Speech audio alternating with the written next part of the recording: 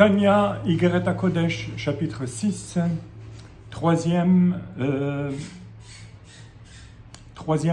partie, c'est bien ça.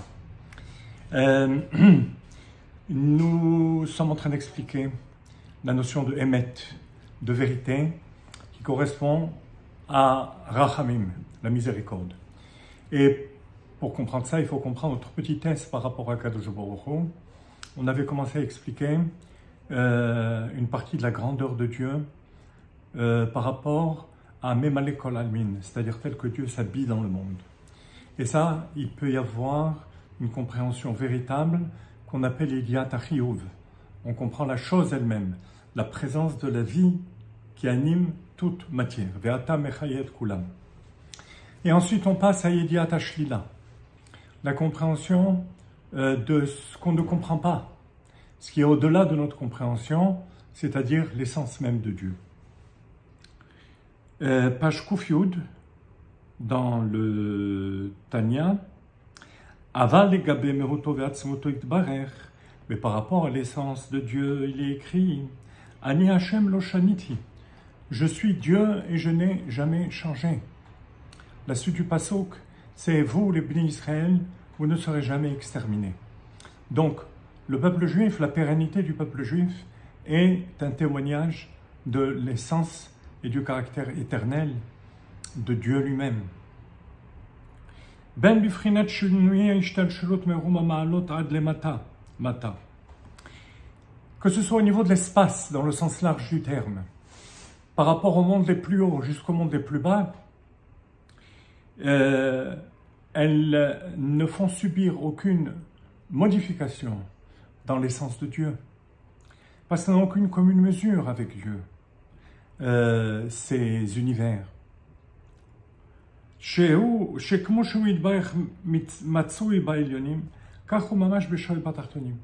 Il est dans les mondes supérieurs avec la même force et la même intensité que dans les mondes inférieurs.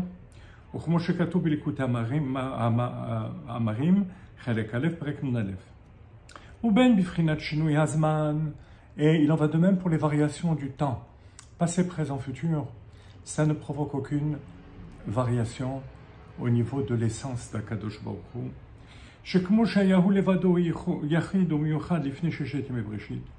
De même qu'il était uni avant la création et unique, de même maintenant, après la création. Pourquoi? Parce que tout est néant devant Dieu. Vous voyez, c'est pas seulement petit, mais néant.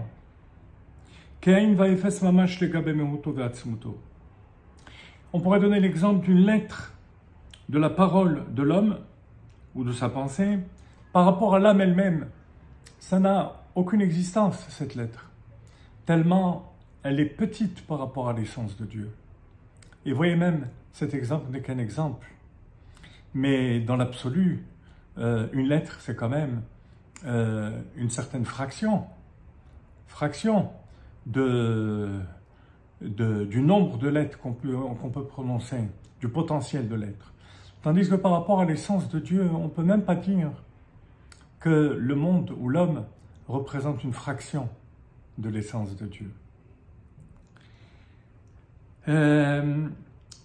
Ader Machal, et tout ça c'est seulement pour calmer l'oreille, cet exemple, pour qu'il puisse avoir une certaine compréhension. Mais en fait, il n'y a aucune commune mesure entre l'homme et Dieu. Et c'est le sens de ce qu'on dit dans la Tfila. Hamelech hameromam levado me'az. Le roi qui transcende tout, me'az, depuis avant la création. Pirouche kmo sheme'az kodem abriya hayahu levado. De même qu'il était seul avant la création, de même maintenant. Umitnase mimot olam. Il est au-delà des jours du monde. Les jours du monde, ce sont les midot de Dieu, les sentiments, les émotions d'Akadosh Baruch Hu.